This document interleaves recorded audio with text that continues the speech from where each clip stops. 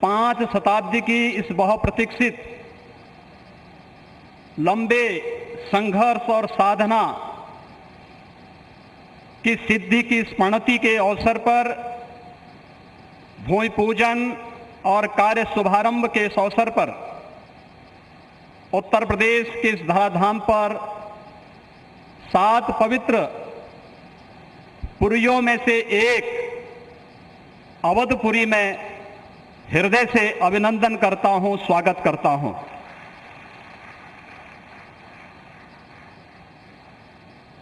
पांच 500 वर्षों का एक लंबा बड़ा और कड़ा संघर्ष, साधना, लेकिन भारत के लोकतांत्रिक मूल्यों,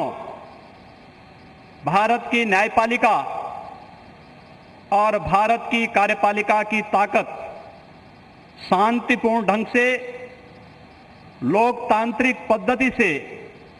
और संविधान सम्मत तरीके से समस्याओं का समाधान कैसे हो सकता है। आदरणीय प्रधानमंत्री जी के नेतृत्व में भारत ने दुनिया की सभी ताकतों को इस बात का एहसास कराया है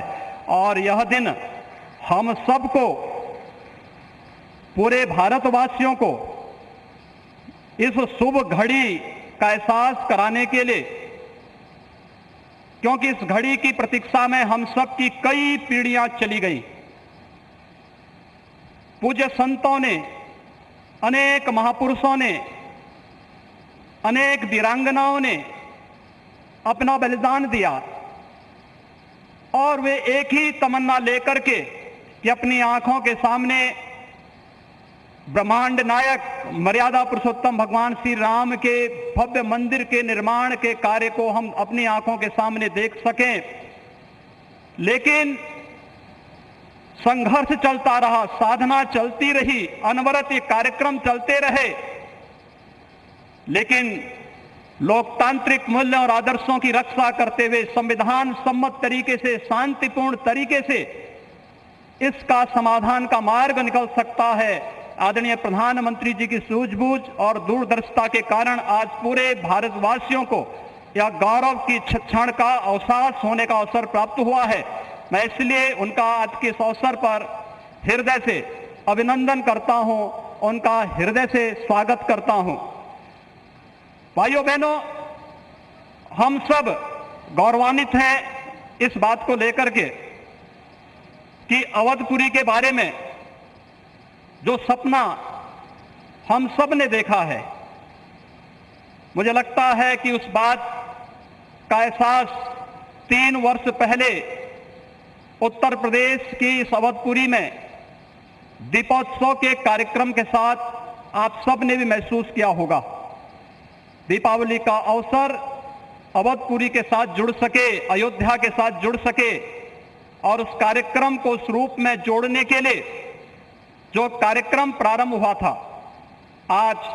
उस कार्यक्रम की सिद्धि के रूप में आदरणीय प्रधानमंत्री जी के कर कमलों से इस अवसर पर श्री राम जन्मभूमि के भव्य और दिव्य मंदिर के निर्माण कार्य के भूमि पूजन और कार्य शुभारंभ का यह पवित्र पल भी हम सबको देखने का अवसर प्राप्त हुआ है। यह कार्य श्री राम जन्मभूमि तीर्थ क्षेत्र न्यास मंदिर निर्माण का करेगा, लेकिन अवधपुरी को दुनिया के सबसे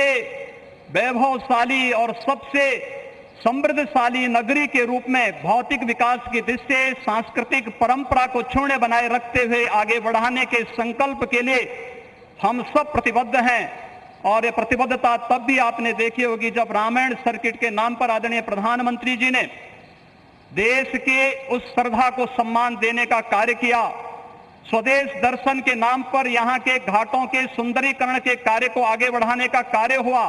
और राम कथा के साथ साथ अन्य तमाम प्रकार की गतिविधियां यहाँ पर चलती हुई दिखाई दी और आज उसकी एक महत्वपूर्ण कड़ी के रूप में हम बहुप्रतीक्षित स्थिति के अवसर पर आदरणीय प्रधानमंत्री जी का हृदय से अभिनंदन और स्वागत करते हैं। हम सब के लिए आज का यह दिन अत्यंत भावनात्मक दिन है। यह हमारे लिए उमंग और उत्साह का दिन भी है और हम सब के लिए इसलिए भी यह दिन अत्यंत महत्वपूर्ण है कि यहां पर आज हमारे विचार परिवार के प्रमुख राष्ट्रीय स्वयंसेवक संघ के आदरणीय सरसंघ चालक डॉक्टर मोहन राव भागवत जी की उपस्थिति भी आज हम सबको उनका सानिध्य भी प्राप्त हो रहा है। मैं उनका अवधपुरी की इस धरती पर हृदय से स्वागत करता हूं, अभिनंदन करता हूं। मैं इस अवसर पर अपने सभी उन पूज्य धर्माचार्यों, पूज्य संतों का भी हृदय से स्वागत और अभिनंदन करता हूं, जो आज उत्तर प्रदेश की इस धरती पर इस संपूर्ण कार्यक्रम में साक्षी बन रहे हैं। मैं उन सभी